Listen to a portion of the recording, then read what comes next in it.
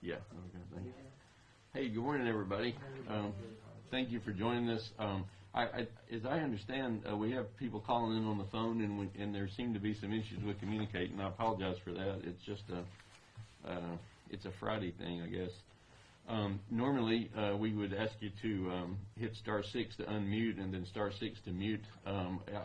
You may have tried that, and that may not have worked for you. But as Ryan said a few minutes ago, please email Ryan your questions if you can. We're working on trying to get this fixed so that we can talk to you live. But if you don't know, it's ryan.easterling@adph.state.al.us. And he's going to be feeding me those emails in real time here, so we'll do our best to get to everybody's questions. Thank you again for joining us. We really are trying to do this for you all in the press, just to answer questions, and this is really your time, and so we're happy to continue doing these briefings every week as long as they're helpful to you all. Let me just cover a few items. I have a few notes, and then give you some numbers, and then we'll be glad to answer questions. Remember, as of last Monday a week ago, we have expanded eligibility in Alabama to include not just the 1A group, but also the full 1B, Phase 1B group, as well as people age 65 and older. And that's the eligible population in Alabama. That number totals somewhere more than 1.5 million people. There's certainly very large numbers of Alabamians in that group. We're a state less than 5 million people, so at least 1.5 million or more are currently eligible. We still have a very limited supply of vaccine overall. That number is increasing somewhat. I'll give you some numbers in a minute on what we're receiving, but still relative to our population, we have a shortage of vaccine, just like every other state in the country. We had a lot of inclement weather this week. As you know, with snow and ice that closed many of our clinics that were scheduled. We are working very hard to get everyone rescheduled. We initially just issued a blanket statement on Monday that all Monday appointments were going to be moved to Saturday, and that still is the case unless people have been contacted and specifically told otherwise. In terms of those people who were scheduled for other days, we're reaching out to them individually to try to find times to reschedule them. Some of our health departments that have reopened have been having longer hours. They'll also be trying to add people from some of these other days to Saturday as well. So we'll get those people as quickly as we possibly can. But by and large, most of the shots we're giving in the county health departments this month are second doses. That's not all true, but most of them are. And so we want to remind people that the guidance we have on second doses is that even though we try to give a second dose about 4 weeks after the first with the Moderna vaccine, which is what our county health departments have, CDC has said that second dose can be administered up to 42 days later, up to 6 weeks later. And so we certainly don't want to take that long. We believe we can get most people in the next several days, but we hope people can take some comfort from the fact that they can still get fully vaccinated and have the immune response we want them to have, even up to 42 days between doses. During last week, February 8th through 12th, were our clinics. Actually, I think one of the clinics extended on to Saturday the 13th. We gave more than 150,000 doses total. That included the 8 large sites around the state, as well as all the other providers who were given vaccines. We had some issues that we talked about last week with data input, and we're still working on that to some degree. Even though we've now reported more than 150,000 doses given last week, that number may actually go up just a little bit more as we continue to put in information from those large sites last week. We got some information about what we expect next week. We expect more than 90,000 doses next week. Our first doses of Moderna next week are up about 5%. We are expecting 44,100 doses next week of Moderna, first doses, and then the same Pfizer allotment, which is about 30,225. We also will get second doses of each one of those products as well. So in total about 70, anyway, somewhere around 80 to 90,000 total doses there. let's see. I was asked to mention a couple of specific things. There was a Saturday mass clinic here at the Montgomery Mall on the 30th that the health department ran. It was that single day, not the big clinic last week. But we just wanted to remind people that they need to come back to that same location on February 27th, and that's when they'll receive their second dose then. That was a Moderna clinic, so that'll be 4 weeks after the initial shot was given. Also, for those who got their first dose during the mass vaccination clinics last week, we will have vaccine to supply those second doses, and they're going to be given in March. That'll be probably 3 weeks for the Pfizer sites and 4 weeks later for the Moderna sites, but we'll give you more information on that very soon so that people know exactly when to come back and where. We have not heard a lot more about the Johnson & Johnson vaccine probably than you have. We know that yesterday was 2 weeks since that emergency use authorization application was submitted to FDA. The previous two products, took about 2 weeks to get approved. So the clock's ticking on that. It's been about 2 weeks now since they submitted that. We know that the VRBPAC, which is the portion of the Advisory Committee on Immunization Practices, is supposed to meet a week from today, and so presumably we're going to hear something between now and then. Assuming that that's authorized, then they'll make their recommendations to CDC, and then we may maybe have some vaccines shipping in the first part of March. We don't know how much we're going to get. Johnson & Johnson, as you know, did not scale up and make, tens of millions of doses ahead of time like Moderna and Pfizer did. There was a statement in the national press yesterday from the White House that said J&J has already made a few million doses, quote unquote, a few million. So I don't know what that means exactly. Typically, based on Alabama's population, for every million doses of vaccine that go into the pool for states, we get about 15,000 of those. That would be sort of Alabama's share of a million doses. So if there's a few million doses being added, then that is just a calculation we're doing here informally, but we've not heard any specifics on that. J&J has said that their plan is to produce 100 million doses by June, assuming that everything goes as expected. We have identified, as you know, the UK variant. We've talked about that here for a couple of weeks. It is circulating in Alabama. We found it in about 5 different counties so far, a total of 8 different cases. It's undoubtedly much more prevalent than that. We're not doing a tremendous amount of testing for that, although we are submitting samples weekly to CDC for them to just randomly look for variants. We also have some folks here in the state, some academic centers and then some private and commercial laboratories that can do that testing for us when a clinician feels like it's indicated to do that. So we really have found these variants in the areas where we have submitted samples for testing. It's shown up in our 4 largest metro areas in the state, and so undoubtedly it's probably circulating much more than we know about. At this point, we don't know that it is a worse virus in terms of morbidity and mortality. There's been one study released this week that suggested that maybe it was. That was actually done in the UK. Most folks have not agreed that that's the case yet, but it certainly is easier to transmit. To the best of our knowledge, the current vaccine products work fine for the UK variant. There's no need to do anything different. That's not necessarily known to be true for the South African variant and the Brazilian variant, which, as far as we know, we don't have in Alabama at this point. Let's see. I will tell you that of the 8 variant strain cases we picked up, there were a couple that had traveled out of state, but I think 6 of the 8 had not traveled out of state, indicating that they got infected here with it.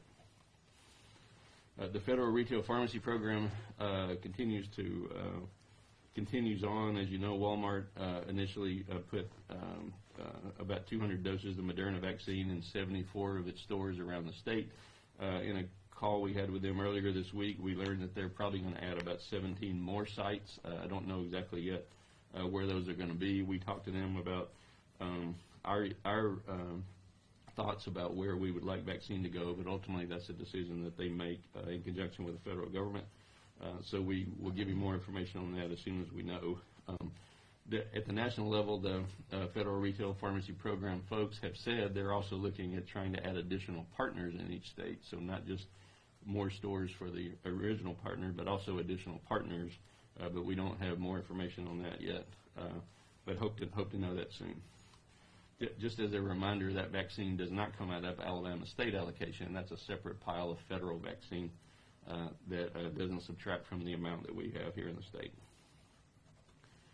As I mentioned to you last week, there has been new CDC guidance that Alabama now has formally adopted related to quarantine rules for vaccinated persons. The guidance states that if someone is fully vaccinated, then they don't necessarily need to quarantine after being exposed to a case of COVID-19. There are some specific criteria there. It's someone that is fully vaccinated, that is, they received, in the case of Moderna and Pfizer, 2 shots, and they are at least 2 weeks past their second shot, which gives them time to develop full immunity.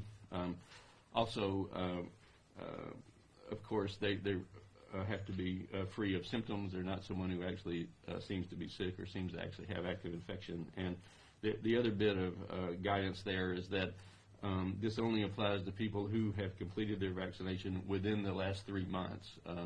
And the reason for that is simply the vaccines just haven't been around long enough for us to know what the duration of immunity is. Probably it'll be a lot longer than that. But at this point, you need to be fully vaccinated at least 2 weeks ago, but not more than 3 months ago. And if that's the case, then you do not need to quarantine if you're exposed to a case of COVID, as long as you're not symptomatic. Finally, we mentioned to you last week, we've started reporting race and ethnicity data, as well as age data and other types of demographics on our website. We'd encourage you to please take a look at that. We care very much about the equity of this vaccine rollout. We want to make sure that we're reaching all communities.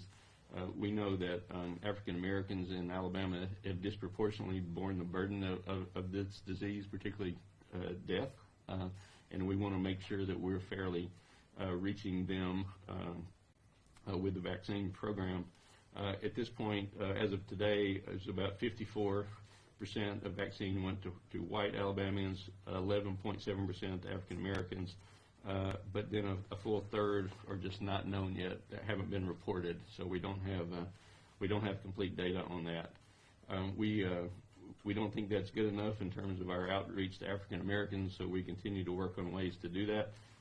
It's certainly better than the national average, but given that Alabama is about a quarter African American, we certainly want to improve that number. So we do want to encourage our providers to remember to please collect this information. States traditionally, including Alabama, have just not collected racial data on things like vaccination, so it's a new step for people. We have to remind them to do that. In the way that they report it now, they are required to do that, but it still sometimes can be challenging to collect all that information in a timely way. So we want to remind providers to continue doing that. I'll say just one final thing about our case numbers. Our case numbers, as you know, have improved, just like they have nationally. We set a record for deaths in January. More than half of all of Alabama's deaths have occurred since Thanksgiving. Somewhere around 60%, I think, have occurred since Thanksgiving. And yet, the last couple of weeks have actually looked very good. We're still not quite down to the numbers we were back in the early part of the summer, but the trajectory looks very good. There's a lot of debate and speculation on why that's happening. I think certainly the fact that this country has vaccinated millions of people probably has some role to play in that. Probably there is also a modest amount or a moderate amount of actual natural immunity, because just so many people have been infected at this point. At least some of them probably continue to have some type of natural immunity. And now that we're through the holiday season, perhaps there aren't as many people having the type of gatherings that we see in November and December. All those are certainly possible reasons. We hope that the trajectory continues down. We'd love for this disease just to go away on its own. but we just don't know for sure at this point. The final set of numbers I wanted to give you was just from the vaccine program itself. Alabama's given a total number of vaccine doses so far of 717,477. So that's 717,477. That's the total number of doses that we've given. We've had about 530,000 people that have received one or more doses, and then 186,578 who've completed their vaccine series. 186,578 is the number of Alabamians that have actually completed their vaccine series so far. So with that, I'm going to pause right there. I'll be glad to take questions. We'll start here in the room, and I know Ryan's got some questions he wants to ask as well. So, yeah. I know many states, and I apologize, you touched on this a little bit. Many states are saying they're experiencing shipment delays because of the weather and other reasons. What is Alabama being told? Are we experiencing delays? Being told we might? We certainly have had some.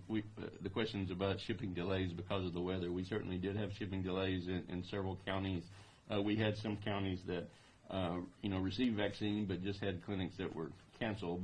But we had some clinics that just simply weren't able to be open for anything to be delivered. And of course, there were a lot of our deliveries come from the Memphis area into Alabama, and of course, Memphis has it worse than we do right now. So.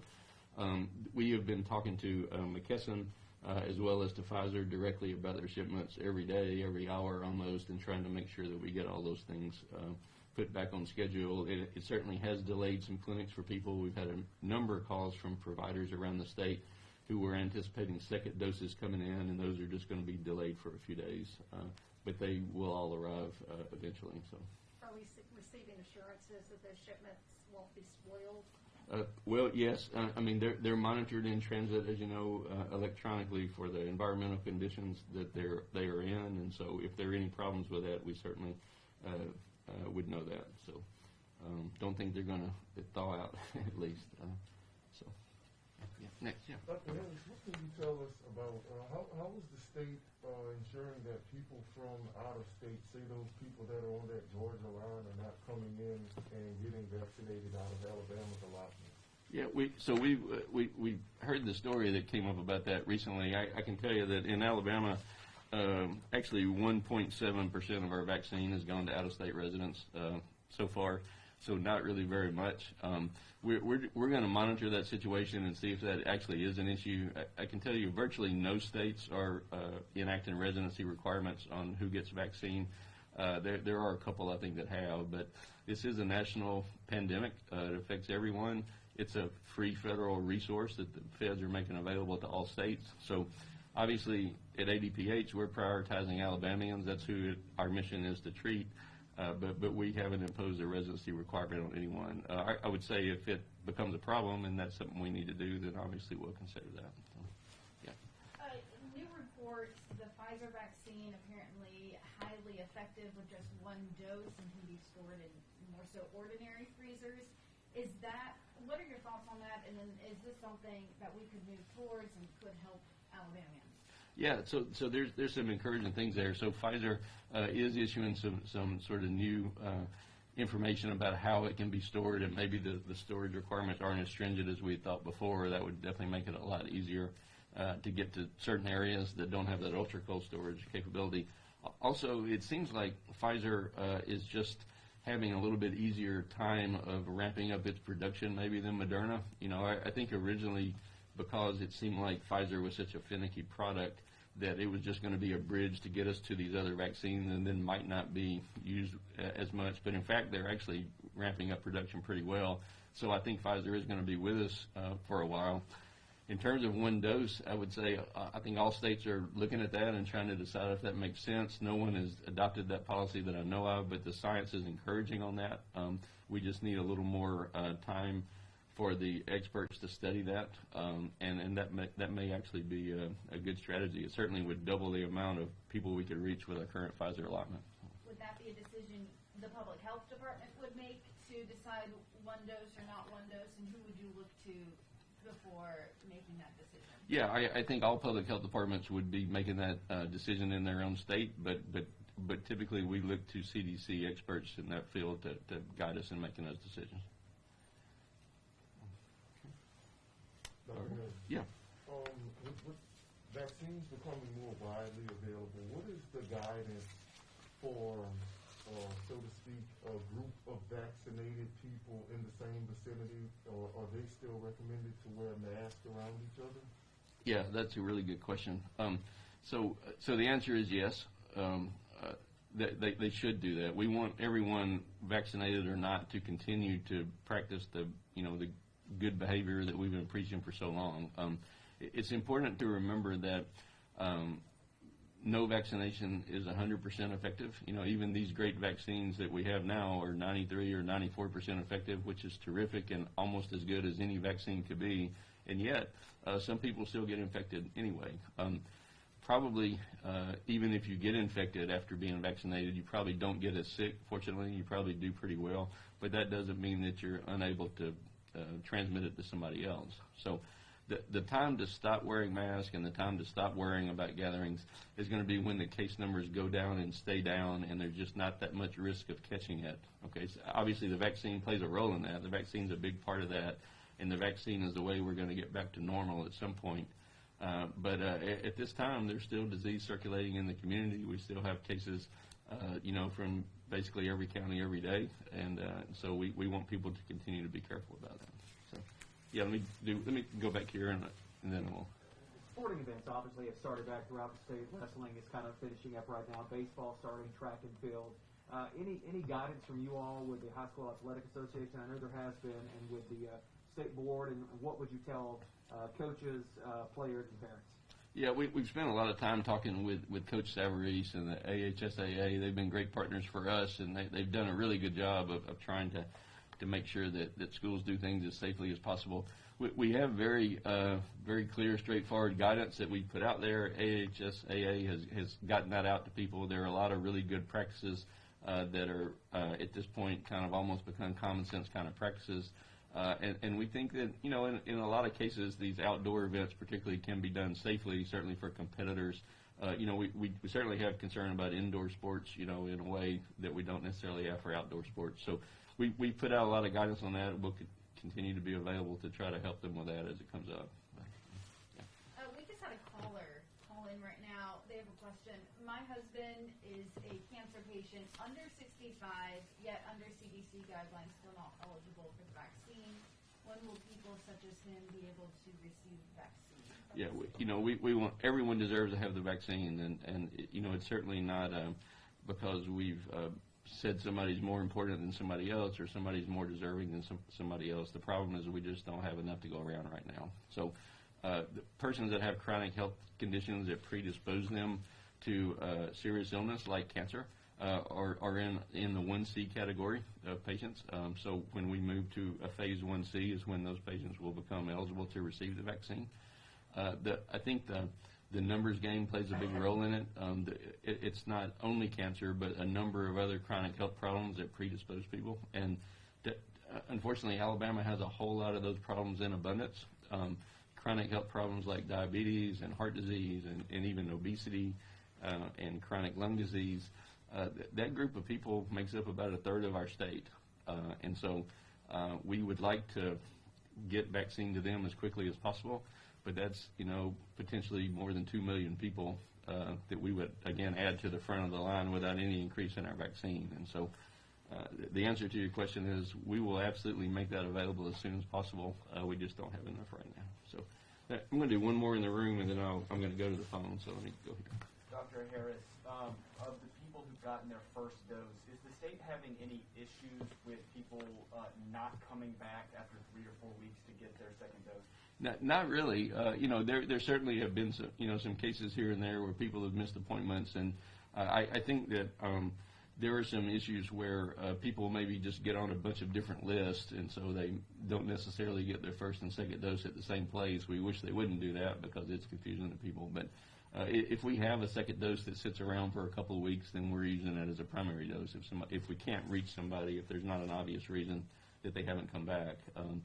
But generally speaking, people are doing fine coming back. So Let me do a few of these that have come in by email, and then I'll get back to the room here. Let's see. Here's one from Lauren Walsh. I think we addressed that. It's talking about shipping delays. Are we experiencing shipment delays, which we discussed? Were all appointments postponed, rescheduled? I would say we've made an effort to reschedule all of those. I'm not positive every one of them has been, but we're certainly making an effort to reach out to every one of those people. We had staff working long hours into the night trying to call thousands of people every night this week. Here's one from Brian Lawson about the decreasing number of case rates and hospitalizations. I think we addressed that. I think we do have some degree of improved immunity because of natural infection and because of immunization, but we also may have some decrease in gathering since the holidays are over with. Here's one from Randy Hildreth that talks about Pfizer as a single dose. We did talk about that just a moment ago. There's a question about people from out of state getting COVID vaccine. I think we did answer that. And then there's a question about expanding eligibility, which I think we just discussed that as well. So here's one from Andrew Yeager. One is about winter weather affecting shipments. I think we addressed that. Here's one on vaccine disparity that says there's been much attention on the disparities between black and white populations. What does the rate look like in Hispanic populations? What is being done to reach those who are Hispanic or Spanish speaking? We have a very low number of Hispanics that have been recorded as such. The ethnicity data we have has only about 0.2% that's been reported. We don't think that's correct because 80% of our cases don't have ethnicity data reported. So they're huge numbers that we're just not collecting that on. We certainly are doing outreach in those communities the same way we're trying to do outreach to other communities. We have certainly many particular counties that work regularly with a large number of Hispanic patients because of who resides there, and we're doing our best to recruit those patients as well if they're eligible. But again, about 80% of our reports don't have ethnicity data. Then here's one. This is from Morgan Hightower. There's a question about the community health center plan. We actually don't know more about that at this point. If you remember, we mentioned last week there is a federal community health center plan, just like the federal retail pharmacy plan or just like the federal long-term care pharmacy plan, that's going to specifically allocate vaccine to federally qualified health centers or community health centers. We know that that plan is in the works, and we hope to hear more, but we have actually not received any new information on that. The next question says, the White House said vaccine distribution has increased nationwide by 57%. It appears Alabama is receiving an increased supply of Moderna over the past few weeks. Do you know how many more vaccines Alabama is receiving, and have you been given a new estimation for what Alabama can count on moving forward? We kind of addressed that a few minutes ago. We do have some picture of what we think our week-to-week allocation is going to be. We have some visibility kind of sort of 3 weeks at a time, which helps a little bit with planning. I think I just gave you those numbers. We're still trying to reach providers in many different parts of the state. At this point, we have about 355 total providers that have ever received a Moderna vaccine and about 27 that have ever received Pfizer vaccine, even though we have more than 1,000 total providers. So as we get additional supply, some of that we'll try to continue doing mass clinics when the supply supports that. That's a real quick, efficient way to get vaccine out. But in some cases, we're going to certainly try to add additional providers as well. I think I've said this to you before, but it's important to reiterate. There are a lot of places we need to send vaccine that are never going to be quick, fast, efficient ways of getting out vaccine. There are just a lot of rural places in our state that have, low volume providers, and yet it's important that we reach those communities as well. And so we certainly are trying to balance giving things out as quickly as possible. I think when you have large mass clinics, you don't necessarily meet all your equity goals. I mean, I think your large mass clinics are for people that have a car and a lot of time off and can have a computer who can find where the clinic is, and that doesn't apply to everybody in Alabama. And so we also need to make sure that we're getting vaccine out to those areas where it may not be as fast as we would like, but it gives everybody access. And I think that's all the ones I have so far. Was there a question here in the room? Or, yeah. Have we kind of caught in a break because flu season has been milder? Yeah, flu season has been much milder, and that's terrific. You know, I think a lot of the what we call non-pharmaceutical interventions for COVID, you know, mask and staying away from people and limiting gatherings and washing your hands, that also helps with flu as well.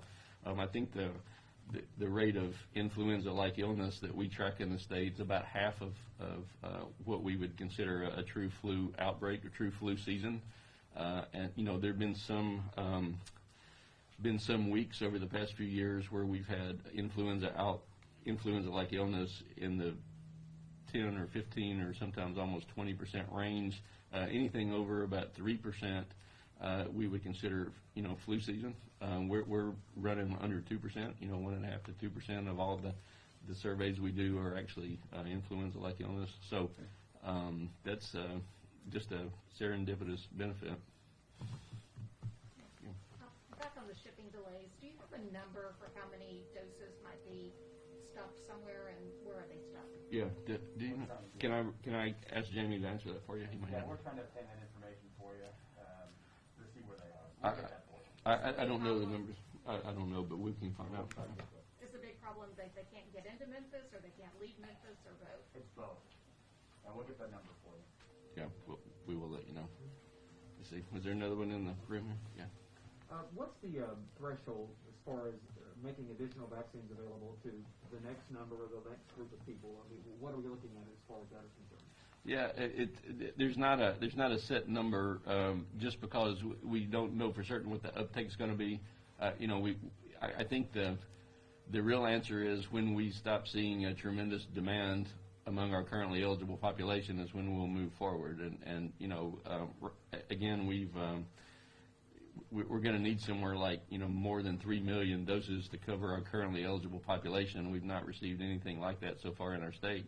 And yet we also know not all those people are going to take the vaccine as well. So as long as we're running our clinics and we're giving every dose we have and there's, you know, enough demand that we don't have vaccines sitting on the shelf, I think we're going to continue to stay the course. And then when we see that demand falls off a little bit, it'll be the time to expand.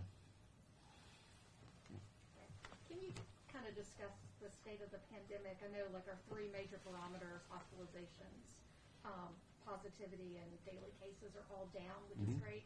Are we back where we were like in the fall or the late summer? And do we need to remind people that everything's not hunky-dory yet? Yeah, so that's a really good question. It's hard to get perspective sometimes when things are changing like they are. Let me see if I can find it for you. I've got something here that would help me answer that question. So you mentioned hospitalizations. We're right about 1,000 confirmed inpatients in the state right now. That's a number that we never reached, if I'm not mistaken, until about June or July last year, somewhere in that range. You know, the really difficult July and August we had, I don't believe we ever were more than 1,600. But you know, we're below that level at this point, so that's certainly better than we've been since the early part of summer. In terms of percent positivity, we are right now under 10%. Let's see, I'll tell you.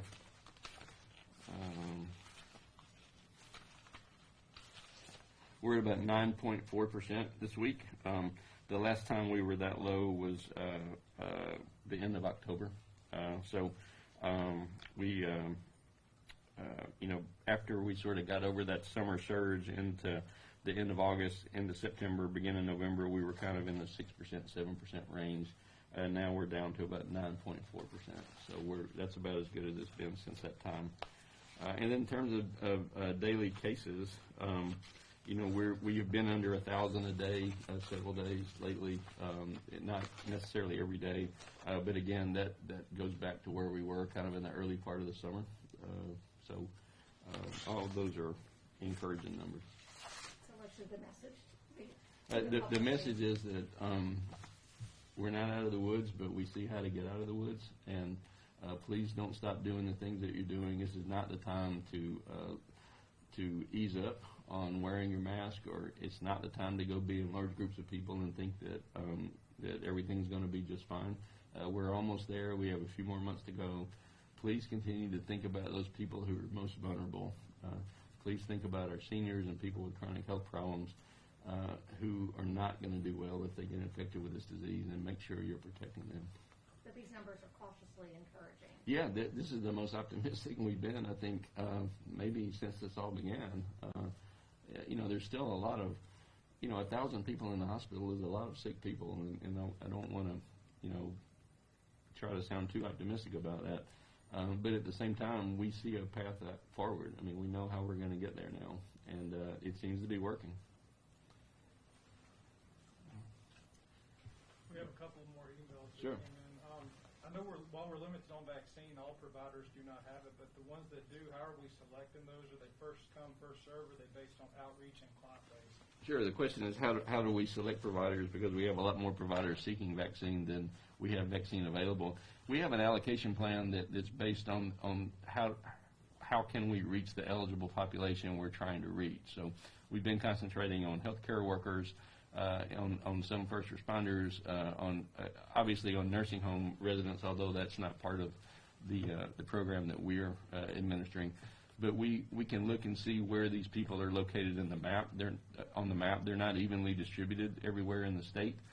For example, if you think of healthcare workers, they tend to be clustered around larger cities and larger medical centers in a way. So now that we've moved beyond that group, we've added people in Phase 1B. We've added people over 65. We are looking to figure how to reallocate that, and I think that's something that we actually have a big meeting about a little bit later today.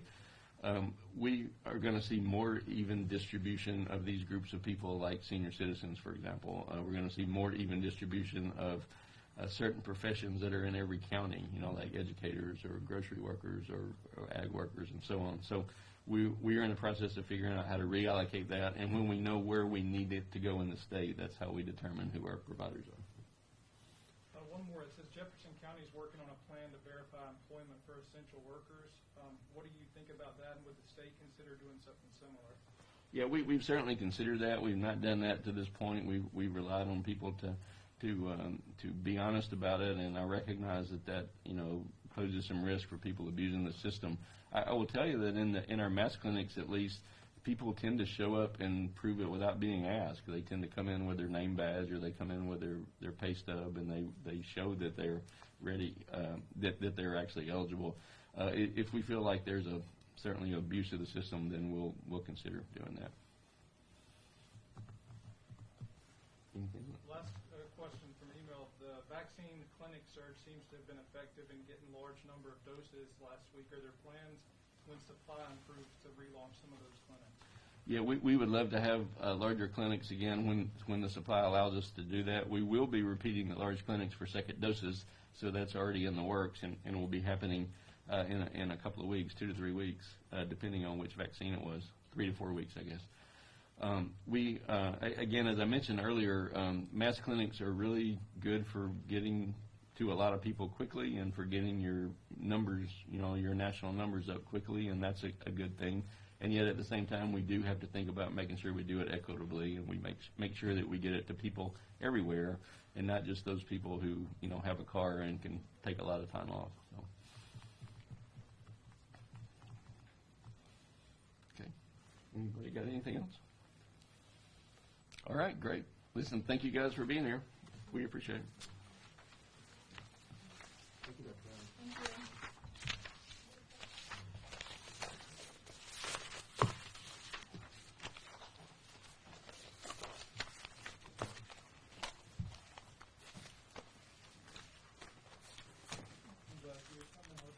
When we get it, I'll send it. Yeah, I just want to get some product actually moved yesterday, so it's actually in the state. So we'll get the number